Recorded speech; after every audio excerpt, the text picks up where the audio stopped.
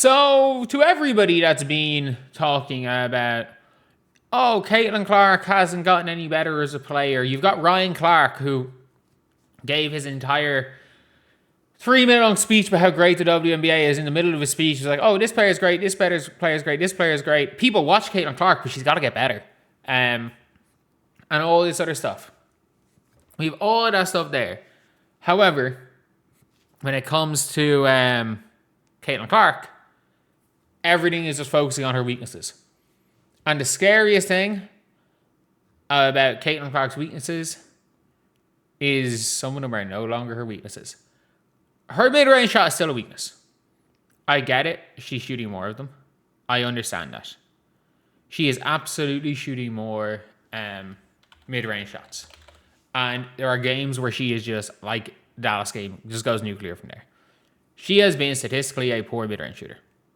Like, the reason you shoot mid-ranges is to keep the defense honest, but she's been a bad mid-range shooter this year. So that's still something she needs to work on, but her keeping defenses honest, it's freeing up her drives to the basket. And she still does it more going right, but she's still not as comfortable going right as going left. She'll never be, but it's still area for improvement. It's still an area for for improvement. That being said, she struggled a little bit as an isolation scorer as a rookie. And she was even year two, she didn't really move last year, but she was very reliant on the pick and roll. She was super, super reliant on the pick and roll. But only people get it. Like, she has become one of the best isolation scorers in the league. I still don't think, regardless of true shooting percentage and everything, and points per possession, I still think she's slightly worse in an ISO than Kelsey Mitchell, but I think that's kind of it. It is one of those things where what was seen as a weakness in her game, she's now the best in the league at. Like, this is one of those things where, you know the way they talk about Angel Wilson? Being like, oh, this was her weakness, and suddenly they talked about her not being able to shoot the mid-range, and suddenly she became a mid-range specialist. And they talked about her, and by the way, that is the biggest lie in the WNBA, is that Angel Wilson's some insane mid-range shooter, because she's not. Like, she shoots like 40% on middies. She takes too many of them. And if Angel Wilson just shot spot up threes and went to the basket, she'd average 30 a game. That being said, again, having versatility can be a blessing and a curse, but still, she's the best player in the world right now. That being said, on the offensive end, best player in the world right now is Caitlin Clark. When you are averaging the most points per possession in ISO, and everybody talks about how Paige Bueckers is the best ISO guard in the league, and you are averaging 1.18 points per possession. Like, 1.2 points per possession in isolation is mad. And Olivia Miles has been unbelievable in ISO. Paige has been great in ISO. Carla Tate is one of the best ISO players in the world. Tiffany Hayes is still good in ISO. But to average,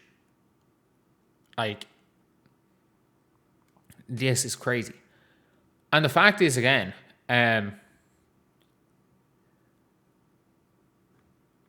it's one of those things where they're kind of taking her away from the screens. And could you imagine if she was being given a couple of screens in that as well? Because she's also being she's also been one of those things where one of the most efficient pick and roll players in the league.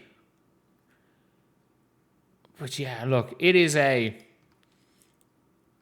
it's just one of those things where she is so good now at what people think are her weaknesses. That okay, cool. She passes a little bit too much to the KKs and Lexi Holes of the world. But she is an MVP. And this could be like a Luka Doncic thing, where I think everyone can agree Luka Doncic is an MVP level player. And people are like, oh, but like, there's a reason why he's never won one. Yeah, because they kept, every year they changed the criteria so that whatever Luka's doing doesn't matter. It was 1 year he lost MVP because he finished as the 5th seed or the 4th seed instead of the 3rd seed with Jokic. Even though he put up 34, 9, and 9, which was insane. And hilariously enough, his team made the finals that year. They just didn't want to give it to him. The next year, he lost an MVP, and he was 3rd in the MVP that year. So he was 3rd in the MVP the year he should have won it. And the next year, everyone was like, oh, you know what, it needs to be Jokic because of his stats. And it's like, man, Luka just lost MVP because of that. Like, Shea's been a bit different because his team's been winning, but like, whenever the voters decide to go with record is when Luka's stats are the best. And then suddenly, the years where Luka's a bit injured or Luka's not there, they'll say, oh, you know, stats are all that matters. These stats are historic. It's basically, it's whatever Luka is, genuinely. Whatever way Luka is in the, MVP race, we're going to change the criteria so that person can't win MVP. But yeah, look, it is one of those things where we've now got a situation in Caitlin Clark where we have a player who walked into the league as an MVP candidate and appears to be getting better every time they set foot on the floor. And also, I don't think there were that many improvements other than her defense, really, and her strength between her going in from year 1 to year 2. Rob Dozier. Whatever Rob Dozier wants money-wise, Indiana, you pay Rob Dozier. You pay him every cent that he wants. I mean this. You pay that man every cent that he is looking for. Because what he has done in one offseason to Caitlin Clark's game is crazy. It's crazy. You pay him everything he's looking for. As we now have literally the best point guard. I'm going to talk about this again. But peak for peak, the greatest point guard of all time. And yes, if you want to say, oh, but what about Chelsea Gray in the playoffs? Cool. There are players that have gone on playoff hot streaks. Yes, Chelsea Gray is the best big shot making guard of all time. We have no question about that. But like, again, ISO Joe's one of the best big shot makers. Dame Lillard's a better big shot maker than Stephen Curry. No one's putting Dame Lillard in the Stephen Curry conversation.